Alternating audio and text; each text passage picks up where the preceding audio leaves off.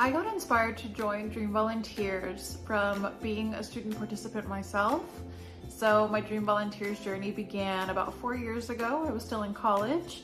I got the opportunity to participate in their volunteer teaching program. And for 6 months, I taught students living in Guatemala English over Zoom. And I remember feeling so connected to my students, even though, we were meeting online, I still felt so connected to them.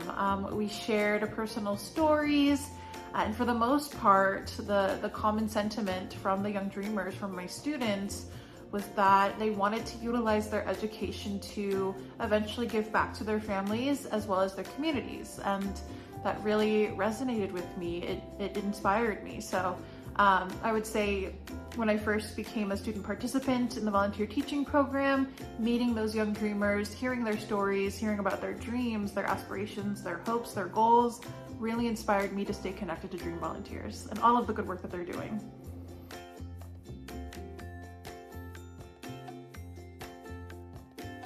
One of my favorite parts about being on the Dream Volunteers team has to be that I am able to wear multiple hats in my role.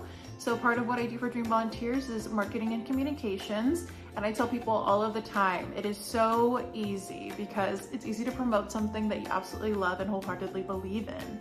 And then of course, on the other side, I get to engage in trip leadership. I absolutely love to travel. I love getting to know new cultures, new foods, new languages, as well as the fact that I get to travel with young people. I absolutely love that. Young people are funny, they're brilliant, and they have such a passion, such a drive to really make change, make a difference in this world.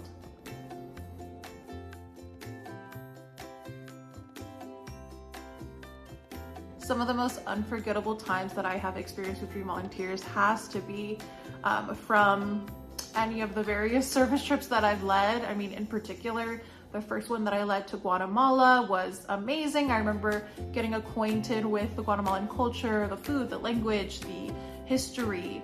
It was so fascinating and exciting. I also remember one of the days on the Guatemala trip, we actually take it to be tourists for the day and explore Lago Atitlan, which is a very famous lake in Guatemala. I remember standing on the shore of the lake and looking out at it, as well as the surrounding volcanoes, and just feeling so much gratitude. The fact that I was there, the fact that it was technically work. I mean, it didn't even feel like it. And so, yeah, I would say just the breathtaking views, the landscapes, and the little moments of laughter that I experience with each of my groups of student travelers definitely have to be some of my unforgettable moments.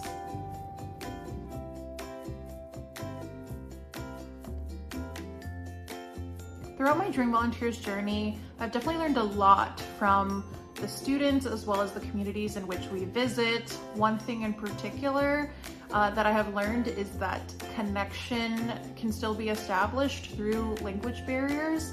There are still ways in which we can connect with others that have nothing to do with being able to speak the same language. For example, through sharing one's culture through activities, dance lessons, cooking demonstrations, as well as sports. Soccer is huge in Central America, well, everywhere in the world, but especially in Guatemala and Costa Rica where we travel, very popular. And so it's so wonderful and beautiful to be able to see US student travelers who don't necessarily speak Spanish still be able to make great friendships with the young dreamers that they meet through those kinds of activities, especially soccer. I mean, it's so much fun and it requires a lot of passion, so it's fun to witness.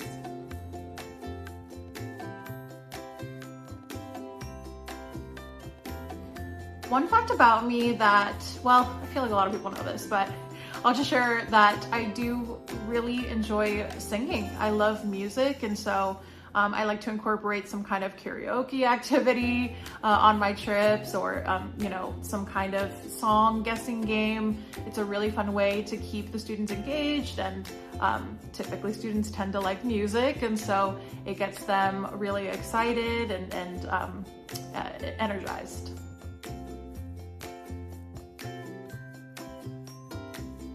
One word I would use to describe Dream Volunteers has to be connection. I've been lucky enough to witness so many connections happen right in front of my eyes as a trip leader, whether it's between, US student participants and young dreamers, or US student participants and themselves, because we take service travel groups that, sometimes the students don't even know each other. It's an open to all group. And so it's really beautiful when the group starts out as strangers and end up as one big group of friends.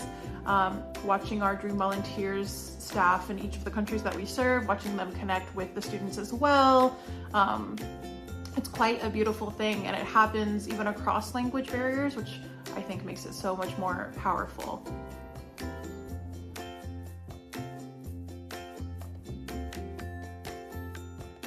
One message that I would share with a young person looking to make a difference is to start small. I know so often, wanting to change the world and wanting to address an issue you really care about can sometimes come off as daunting, as intimidating. And so the best place to start is with yourself. Changing a personal habit in the benefit of others is a great way to start, and it often causes a ripple effect as well. Implementing a personal habit change can lead to influencing your family to make a positive change, which can then influence your community to make a positive change, which can then ripple effect all the way into the world. And so it really starts small. It really starts with a personal habit. And from there, you continue to gain the tools and the knowledge and the experience to be able to tackle bigger issues.